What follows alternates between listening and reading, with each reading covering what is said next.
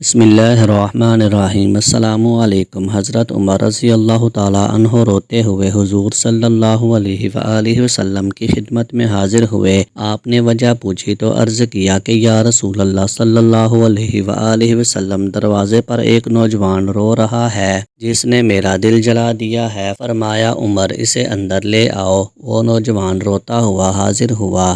حضور صلی اللہ علیہ وآلہ وسلم نے اس سے رونے کی وجہ پوچھی۔ کہنے لگا، یا رسول اللہ، میرے گناہوں کا ڈھیر مجھے رلا رہا ہے اور مجھے جبار سے ڈر آتا ہے کہ وہ مجھ پر غضبناک ہوگا۔ آپ نے فرمایا، نوجوان، کیا تو نے اللہ کے ساتھ کسی کو شریک ٹھہرایا ہے؟ عرض کیا، نہیں۔ کیا تو نے کسی جان کو ناحق قتل کیا ہے؟ عرض کیا، نہیں۔ آپ نے ارشاد فرمایا کہ پھر اللہ تعالیٰ تیرے گناہوں کو معاف فرما دیں گے، اگرچہ وہ 7 آسمان 7 زمینوں اور تمام پہاڑوں کے برابر ہوں۔ نوجوان بولا، حضور، میرا گناہ 7 آسمانوں، زمینوں اور پہاڑوں سے بھی بڑا ہے۔ آپ نے ارشاد فرمایا، تیرا گناہ بڑا ہے یا عرش؟ اس نے کہا، میرا گناہ بڑا ہے۔ ارشاد فرمایا، تیرا گناہ بڑا ہے یا تیرا اللہ، یعنی اس کی عفو؟ کہنے لگا، ہاں البتہ میرا اللہ اور اس کی عفو بہت بڑی ہے۔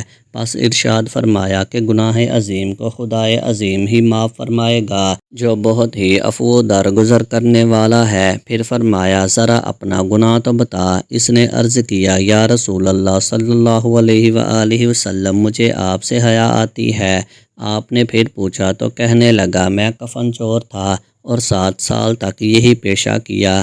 ایک دفعہ انصار کی ایک لڑکی فوت ہوئی، میں نے اس کی قبر کھودی اور کفن اتار کر چل دیا۔ تھوڑی دور گیا تھا کہ شیطان نے مجھ پر غلبہ پایا اور میں نے لوٹ کر اس سے مجامت کر لی۔ نکل کر تھوڑی دور گیا تھا، کیا دیکھتا ہوں وہ لڑکی کھڑی پکار کر کہہ رہی ہے، اے نوجوان، تجھے قیامت کے دن جزا و سزا دینے والے سے حیا نہیں آتی؟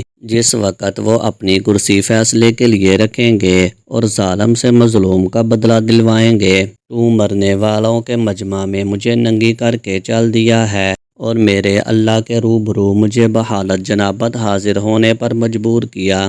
یہ سنتے ہی حضور صلی اللہ علیہ وآلہ وسلم غصے سے کھڑے ہو گئے اور اس کی گڈی میں ایک بول رسید کی اور فرمایا، او فاسق، تو بس آگ کے لائق ہی ہے، دفع ہو یہاں سے۔ نوجوان وہاں سے نکلا، 40 راتوں تک اللہ کے حضور توبہ کرتا مارا مارا پھرتا رہا۔ 40 راتوں کے بعد آسمان کی طرف سر اٹھا کر کہنے لگا، اے محمد صلی اللہ علیہ وآلہ وسلم کے خدا، آدم و حوا کے معبود، اگر تجھے میری توبہ منظور ہے تو حضور صلی اللہ علیہ وآلہ وسلم اور آپ کے صحابہ رضوان اللہ علیہم اجمعین کو اس کی خبر دے دے، ورنہ پھر آگ بھیج کر مجھے جلا دے اور آخرت کے عذاب سے نجات دے دے۔ اتنے میں جبریل علیہ السلام تشریف لائے، سلام کہا اور اللہ تعالیٰ کی طرف سے آپ صلی اللہ علیہ وآلہ وسلم کو سلام پہنچایا۔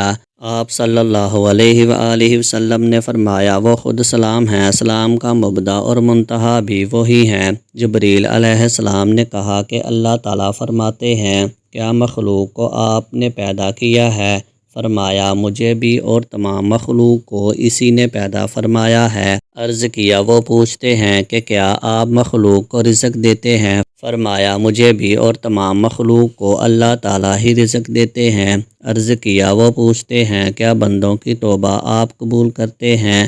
فرمایا، بلکہ میری بھی اور تمام بندوں کی توبہ وہی قبول فرماتے ہیں۔